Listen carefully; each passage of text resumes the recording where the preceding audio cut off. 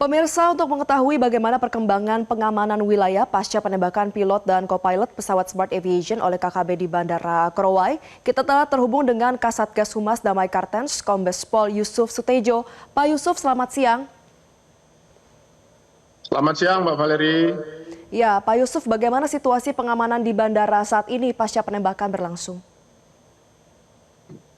Baik, yang pertama-tama kami mengucapkan duka cita yang sebesar-besarnya, setinggi-tingginya pada korban penembakan tersebut, pilot dan co-pilot Mbak Valeri dan pemirsa. Selanjutnya dapat kami sampaikan bahwasannya kemarin setelah dilakukan evakuasi jenazah kedua korban, kami langsung melaksanakan olah TKP. Tentunya setelah bandara tersebut kami sterilisasi. Dari hasil olah TKP dan pemeriksaan saksi-saksi yang ada di TKP itu didapati 13 lubang bekas peluru di badan pesawat, Mbak. Jadi kronologisnya itu ketika pesawat sesaat landing dan sudah menuju apron, sudah di apron. Jadi ketika pesawat sudah menurunkan penumpang penduduk lokal yang memang tujuan itu dari Tanah Merah, Bovendigul menuju Bandara Korowai tersebut, lalu masuklah penumpang baru yang tujuan ke DKI Yaukimo, karena itu jalur penerbangannya.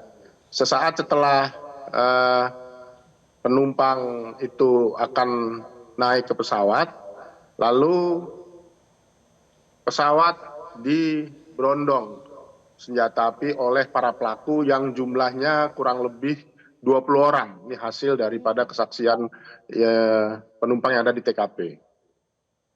Penumpang lalu melarikan diri ke hutan-hutan di sekitar, namun naas untuk pilot dan co-pilot yang akhirnya tertangkap dan ditembak oleh para pelaku. Untuk saat ini Bandara Korowai masih kita jaga, masih kita amankan.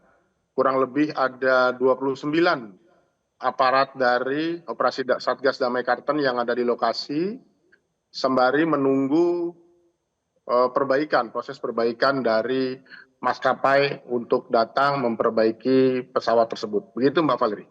Baik, artinya penembakan sudah berlangsung sejak pesawat mendarat, namun memang terkait dengan tewasnya pilot dan co-pilot terjadi ketika mereka berusaha untuk kabur ke area hutan ya. Pak Yusuf, lalu terkait dengan terduga pelaku yang tadi Anda katakan sekitar 20 orang, apakah sudah berhasil diamankan? Sejauh mana Pak pengejarannya?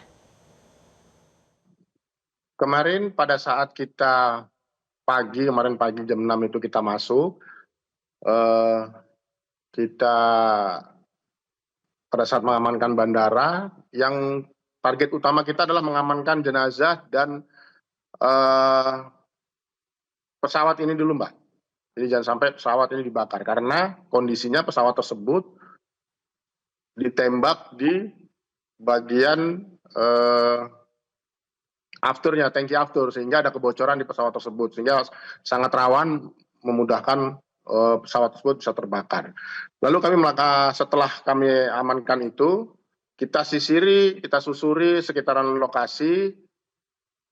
Sampai saat ini anggota kami pun yang melakukan penyisiran juga masih melakukan identifikasi untuk mengejar para pelaku, Mbak. Yang kita duga ini adalah kelompok kriminal bersenjata dari Yaukimo, pimpinan LQ Skobak. Jadi mereka menamakan dirinya Batalion Semut Merah dan Batalion Kanibal. Lalu Bapak, dari hasil pemeriksaan sementara, kira-kira apa yang menjadi motif penembakan dilakukan oleh KKB tersebut? Kelompok kriminal bersenjata ini biasa melakukan teror kepada warga sipil. Ini untuk menunjukkan eksistensinya, mereka ingin menuntut kemerdekaan di tanah Papua. Oke, kalau begitu Pak, terkait dengan penembakan ini kan sudah sering terjadi, tapi apakah penembakan serupa sudah pernah terjadi di lokasi yang sama, yaitu di Bandara Korowa ini sebelumnya? Selama catatan yang ada pada kita, Mbak, Bandara Karo ini merupakan bandara yang aman dari insiden seperti ini. Ini baru pertama kali terjadi di bandara tersebut. Bapak bisa Anda gambarkan ketika memang penembakan tersebut terjadi, apakah tidak ada petugas atau mungkin petugasnya kurang yang bersiaga di Bandara Korowai sampai akhirnya bisa diserbu oleh 20 terduga pelaku?